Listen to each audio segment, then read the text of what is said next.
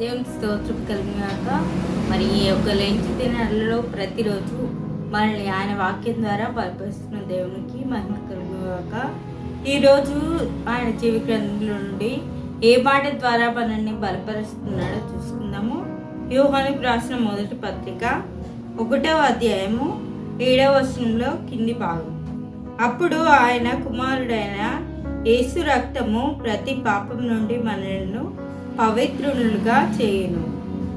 ఇక్కడ ఏ చెప్తున్నాడంటే యేసు ప్రభు ఆయన రక్తం వలననే మనలను పవిత్రులుగా చేయును.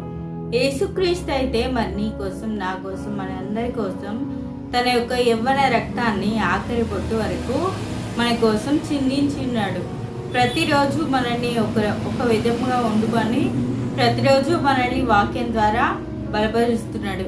మరి ఈరోజు మనల్ని ఏ విధంగా వండుము అని పరిశుద్ధాత్ముడు మాట్లాడుతున్నాడంటే, మనమంట పవిత్రులుగా ఉండాలంటే ఆయన రక్తంలో కడగబడాలంట. ఆయన రక్తంలో కడగబడితేనే మాత్రం మనలో పవిత్రులుగా ఉండి ఆ యొక్క నిత్య రాజ్యానికి వారసులుగా ఉంటామని ఆయన వాక్యం ద్వారా సెలవిస్తున్నాడు.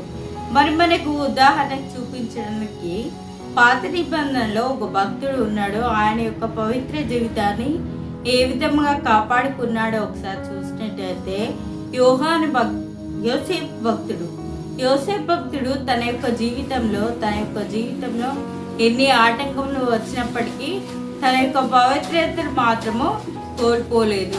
తన అన్నలు ఎంతనో విసిగించినా, ఎంతగానో బాధ పెట్టినా కూడా దేవుడిని మాత్రం ఎక్కడ దూషించే స్థితి కానీ, లేకపోతే ఆయన యొక్క పవిత్రతను కోల్పోయిన స్థితిని కానీ మనము అక్కడ చూడలేదు. అదే విధంగా ఒక రాణి ఆయనను తప్పులోకి దించాలని ప్రయత్నం చేసినప్పటికీ ఆయన యొక్క పవిత్రతను కోల్పోలేదు యోసేపు భక్తుడు. మరి దేవుని యొక్క మాట విని మాత్రమే ఆయన యొక్క పవిత్రతను కాపాడుకొని, ఆయన యొక్క అందం వరకు పవిత్రతను కాపాడుకొని నిలబడి ఉన్నాడు. ఈరోజు ఆయన రక్తంలో కడగబడిన నీవు నేను కూడా మన యొక్క పవిత్రతను కాపాడుకునే స్థితిలో మనము ఉండాలి. ఎందుకంటే మన కోసం ఆయన రక్తంను కాచి ఉన్నాడు.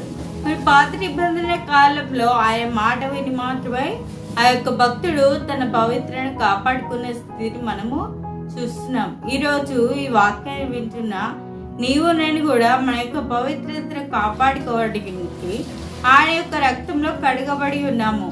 ఆయన వాక్యం ద్వారా సెలవిస్తుంది, మనము కడగబడి ఉన్నాము కాబట్టి మన యొక్క పవిత్రతను కాపాడుకొని ఆ యొక్క నిత్యరాజ్యానికి వారసులు కావాలని పరిశుద్ధాత్మ దేవుడు మనల్ని కోరుకుంటున్నాడు. కాబట్టి ఈరోజు ఈ వాక్యం ద్వారా మాట్లాడి ఉన్నాడు. మరొకసారి యోహాను రాసిన పత్రికలో చెప్తున్నాడు, 1వ అధ్యాయం 7వ వచనంలో, అప్పుడు ఆయన కుమారుడైన యేసు రక్తము ప్రతి పాపం నుండి మనల్ని పవిత్రులుగా చేయును. ఆయన రక్తంలో కడగబడి ఉన్నాము కాబట్టి మనం పవిత్రులమైనాము. మనము పవిత్రత కాపాడుకొని నిత్యరాజ్యం చేరడమే మన లక్ష్యంగా పెట్టుకొని మన యొక్క పవిత్రతను అంతం వరకు కాపాడుకొని ఉందుము గాక. ఈ చిన్న వాక్యం దేవుడు దీవించుగాక. దేవునికి మహిమ.